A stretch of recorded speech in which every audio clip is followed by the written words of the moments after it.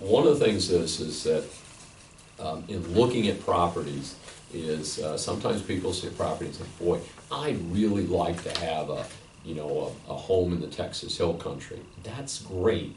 But keep in mind that depending on where your property is, it may be a hot rental market, it may not be a hot rental market. So make sure that wherever you do purchase property, that you understand the rental market, exactly where the properties are.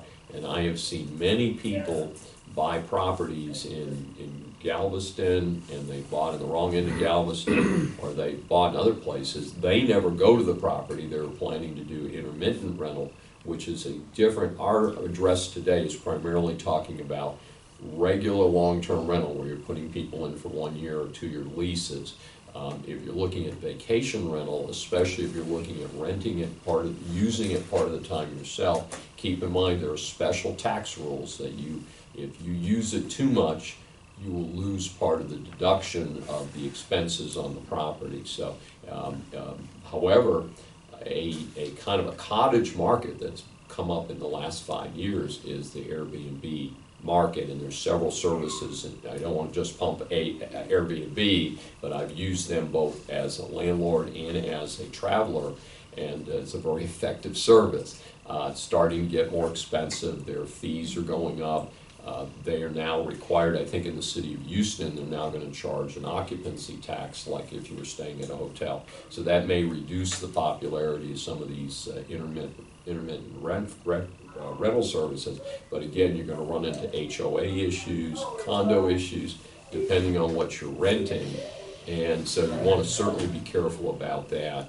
But I just want to mention that is a very different rental market, A to Z, than doing regular long-term rentals, which most of us who are doing that are looking at initially a tax shelter rental properties usually lose money in the early going, a long-term period of good income growth, and then selling the property for capital gains. So, that has nothing to do with flipping houses. Flipping houses are houses in inventory, and they do not qualify for capital gains. So it's kind of interesting on that. The real estate market in Houston generally is good. It is better than it's been. 2015, the market had a significant dip due to the oil price drop. Oil prices are up in the 60s, $66, $68 a barrel last time I looked, last couple of days. So one of the things is that as long as oil stays up in that area, the whole area does reasonably well. One of the ironies, I track employment very closely, is that in 2015, total employment in the greater Houston area went up despite losing 100,000 jobs in the oil industry. I mean, there's almost stunning statistics, and the bad part about that is that the oil company jobs tend to be good pay, good benefits, very stable jobs.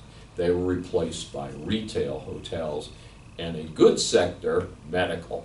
So the medical part's good. Some of the other sectors that showed growth that actually kept the greater Houston market slightly up even in a really bad market were lower income people. Now in terms of landlords, that may push you towards buying for rental, or in terms of selling as a real estate agent, selling lower priced properties that more people can afford. That's straightforward.